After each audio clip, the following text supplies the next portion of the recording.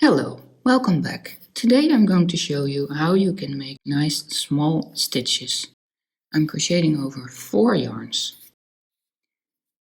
Insert the hook in the back loop, pull up the yarn, and then don't stretch the loop like this, but keep it short.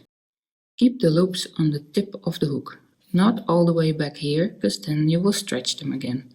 So on the tip of the hook. Yarn over and pull through the loops.